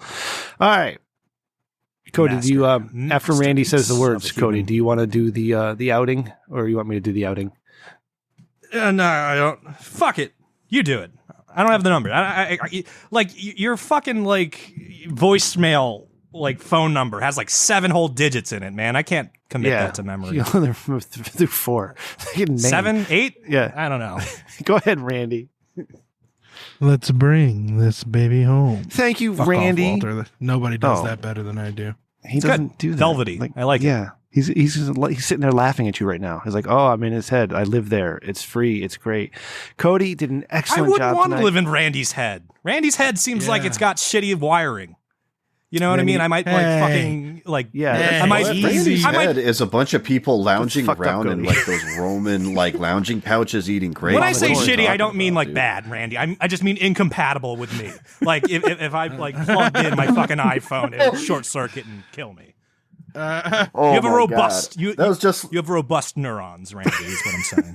Oh yeah, it's all that ADHD and all the other bad dead parents. The dead parents, yeah. Yep. Come on, God, you gotta pull up on the tail of the episode so it ends on a high note, so we get our 13th goddamn listener. Yeah. Oh, look, Cody, this is how you bring it home, Cody. Get used to it. Cody, fantastic job. Poured one out for my sister. I like tails. Randy, here's what we'll do: Tailspin for Stony Curiosity, because that's a great cartoon. That's hilarious, ending on a low note, because people are high and they're just like, oh, I tuned in for the unregulated Discovery Channel and I got like this fucking psychological episode, and it's like that's what you get. Check out Pursuit of Wonder on YouTube. Adam, thank you for coming on tonight, man. It was great to hang out with you. Great to chat with you again. Naturally. Say hi to Salty for us. And Cody did an amazing job hosting tonight. It's always amazing when you're on it, buddy. Randy, thank you for being Omicron negative. I'm proud of you, buddy. You did it. Is that what that says? Spin move. Hell yeah. Like Icky Woods. Did the Icky shuffle. Yep. When you get out of that drive-through. Spin move. Yeah. Today. Axe kick and spinneroonie. And you're not going to beat Triple H at WrestleMania. Nick Money's gonna money shot on the. Tell me you did not just say that. Thank you guys so much for listening to the Rich Dickman Show. The 13 of you who do, we have confirmation. We have the 13th in there. Amara, thank you. Oh. If you like what we do, you want to support the show, tell a friend about the Rich Dickman Show and all the great guests that we have on. And if you like us even more than that, check out our Patreon or leave a review. Did I say leave a review? I forgot. I looked away and I forgot where I was. But leave a review. Then check out the Patreon. Patreon.com/Rich Dickman. Randy and Cody have a new series they're doing once a month called Stony Curiosity, where they discuss things. I didn't realize that was on a once a month. Yeah, you guys got to do one this month. It's the beginning of the month, so you got time. All right, but check it out, patreon.com/Rich Dickman. We as well have the raw video going up there for patrons, so you can see, all the times that we definitely did not take a pee break, the beginning of the show and the after show, all that fun stuff. And of course, if you come into the top tier, you come on the show. Tell us when. You come on the show anytime you want. Joanne, you're welcome back whenever you want. RichDickman.com for all of your Rich Dickman needs. Click the merch tab, get yourself a t-shirt, right? The Eat the Rich t-shirt. That's a nice one. That's awesome. We sell that one on Amazon, but you can find that on the website. And click the YouTube links, the video links. You can watch our behind-the-scenes videos that Cody so masterfully edited in the food eating challenges we did a couple of years ago. And the producers. Yeah, Cody does all that stuff, and he's wonderful. I think there's even one I did last year where I was preparing for a snowstorm. I didn't do it for this one. I should have, because this was a wild, the wind and shit. It was crazy. Snowdrifts. Cody. Yeah, this weird chicken sandwich one you never pulled the trigger on. Oh, yeah. No, well, I was waiting for you, and then we never talked about it. Oh, I guess that was my fault then. No, it's mine because I didn't follow up, but I didn't want to be a dick. I didn't want to be like, hey, Cody. Yeah, I didn't want to do that shit. I forgot to schedule it. I'm not going to track you down so you can boss me into doing your project. No, that's what I'm saying. I'm not going to be an asshole about it. Like, you know what? That's fine. Right, but I'm not going to. I'm also not going to like develop ESP in like fucking that's not what I'm saying. This lifetime. All right. I know. That's not what I'm saying. Like, it's not your fault. If you really focused on it, you could, though, Cody. It's just me. The leaked CIA documents. That'd be nice if I can just ESP and like preemptive invoices out to everyone. Yeah. It's just like, hey, I'm going to need that 500. Listen to our friends. Make sure you're listening to Who Gives a Shit with Adam and Cripple Jesus. And I'm never going to remember everybody's names the first few weeks, Adam, so give me a break. All right. Check out Lawyer Guy. There's the... I never do. Hey, I know faces. I don't do names. Okay, awesome. Okay. And listen, you do slurs, apparently. Listen to Walter's podcast, Not for Human Consumption. He runs that show all by himself. Really? It's amazing. RichDickmanShow@gmail.com. Wow. They added him to the opening finally, where it says, with your hosts. Yeah. They got a different voice. It's weird. It freaks me out. What do they say at the end of that intro when they're like, Not for human consumption? I think it's with your host. I mean, do they just like barking it all fucking weird? Yeah, Matt. Walter. Yeah, there's a distortion box. Walter. Yeah, at Rich Dickman. But they make a bunch of weird sounds at the very end of the thing, and it's very unintelligible. I can never figure out what the fuck like they're saying. I think it says yelling the name Jennifer. It just says Not for Human Consumption in a weird robot voice. Or they just go like, yeah, but it's just like so fucked up, it's impossible to make out. It's like one of those. It's like their old voicemail, like the old one where the 4 was like silent for a bunch. At Rich Dickman Show on Twitter. Follow executive producer Randy at Sir0 with an E on Twitter, or Sir0 with an E at gmail.com if you want to send him stuff. And of course, Cody, definitely main host tonight. Cody at Cody McCann, CODYMCCANN. Producer Ryan at Ryan TRDS. My mother at Rem_Mama. I, of course, am at Rem Dickman. Thank you to all our patrons for being here. Maddie, what's up, buddy? Amara, how you doing? And we had Justin, Jay. Not Justin. Jay. We had Jay. Jay was here earlier. Not that Jay. There was someone named Craig, too. It was just a J, like the letter J, not J-A-Y. Anyways, Randy, if the audience would like to leave a voicemail like Adam did, or want to join us whenever we record sometime during the week, how do they do that? Yeah, if you want to leave us a voicemail like Adam did, it's 860-316-4776. All right, call us, say stuff to us. We'll answer you on the show. It'll be great. Fun times. And if you want to get all the content the patrons get, but you don't want to pay for it, you're going to want to come to bit.do/TRDS1 on Tuesday, Wednesday, or Thursday between 9:30 and 10 p.m. Eastern. It varies. Just watch Rim's Twitter or the Discord at bit.do/TRDS1. Thank you, Randy. Next week, all right. If all goes according to plan, we'll have a female bodybuilding dominatrix super beautiful, amazing woman joining us. All right, that'd be female dominatrix is redundant, right, Rem? Don't. If you put the tricks on it, it means it's female, like an aviatrix. Don't step on my You'd just be a dominator if you were a male. I don't know why. Person we can talk about this after the show. You'd be like, hey, Ram, let me pull you aside for a second. We always talk about there's no E in Stony Rim. Let me correct your English, Rim. I know you'll love it. Adam, again, thank you. Cody, Randy, thank you guys. Thank you all for being here in chat. We'll see you. We'll be back next week with 199. Holy shit! You would not believe how much pussy I pull by correcting women's grammar. It's ridiculous. Good night. Oh wow. See ya. See ya. Bye. That's a good one to end it on. Yeah, but I do have a line that is correcting someone's grammar that's kind of hitting on them at the same time, and that is I'm gonna love this. No, you are going to go lie down. Lay is something you do to something or someone else. That's the thing. I like that. You're like, lay is something you do to something or someone else. It took me a minute. Or someone else.